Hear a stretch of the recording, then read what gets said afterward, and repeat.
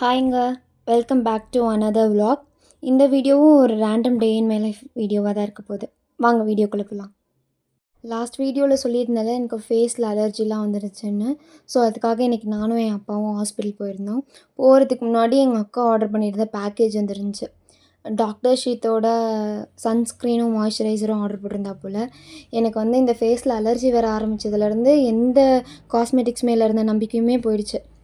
Doctor என்ன சொன்னாங்கன்னா, "நீங்கள் என்ன க்ரீம் யூஸ் பண்ணுறீங்கன்னு?" கேட்டாங்க. நான் யூஸ் பண்ணுற ஒரே ஒரு க்ரீம் அந்த ப்ளம்மோட அந்த நயாசினமைடு சன்ஸ்க்ரீன் மட்டும்தான்.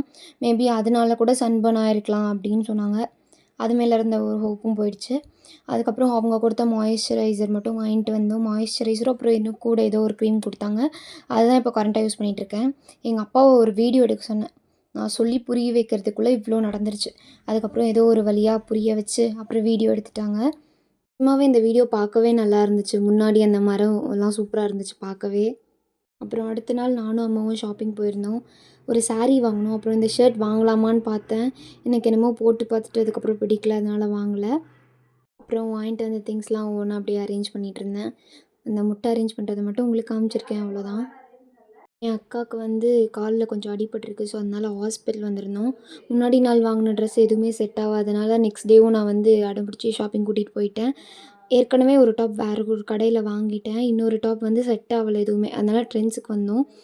இங்கே வந்து பார்த்தா இந்த 2 டீஷர்ட்டில் எது வாங்குறதுன்னு மைண்ட் ஆசிலேஷன்லேயே இருந்துச்சு. அதுக்கப்புறம் ஏதோ ஒன்று டிசைட் பண்ணி ஒன்று வாங்கியாச்சு. அப்புறம் அப்படியே சூப்பர் மார்க்கெட் போய் தேவையான திங்ஸ்லாம் வாங்கிட்டு வந்துட்டோம்.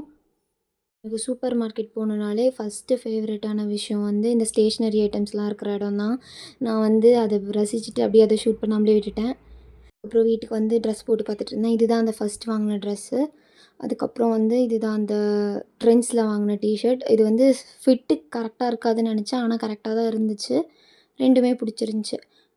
அப்புறம் க்ளீனிங்குள்ளே இறங்கியாச்சு.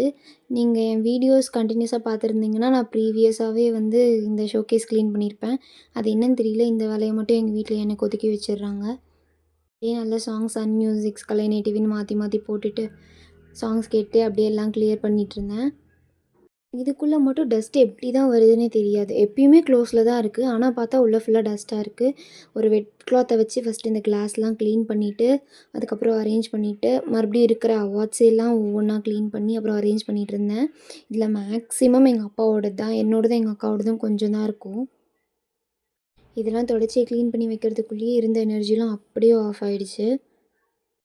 ஒரு சின்ன டிப், உங்களுக்கு வந்து க்ளீன் பண்ணலாம் கஷ்டமாக இருந்துச்சுன்னா, உங்களோட ஃபேவரட் சாங்ஸ் ஏதாச்சும் டிவிலேயோ இல்லை ஃபோன்லேயோ போட்டு அதுக்கப்புறம் க்ளீன் பண்ணுங்கள்.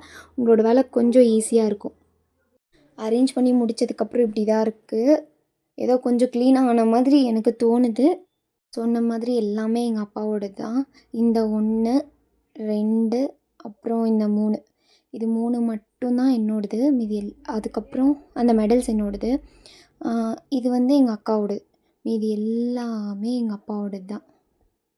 எங்கள் அக்கா வந்து ஏதோ ஃப்ரூட் சாலட் மாதிரி ஏதோ செஞ்சிட்ருந்தா. அது வந்து அப்படியே சைக்கிள் கேப்பில் நமக்கு கண்டென்ட்க்கு யூஸ் ஆகுமே, நான் அப்படியே போய் ஷூட் பண்ண ஆரம்பிச்சிட்டேன். பார்க்கவே சூப்பராக இருக்குல்ல ஃப்ரூட்ஸ்லாம்.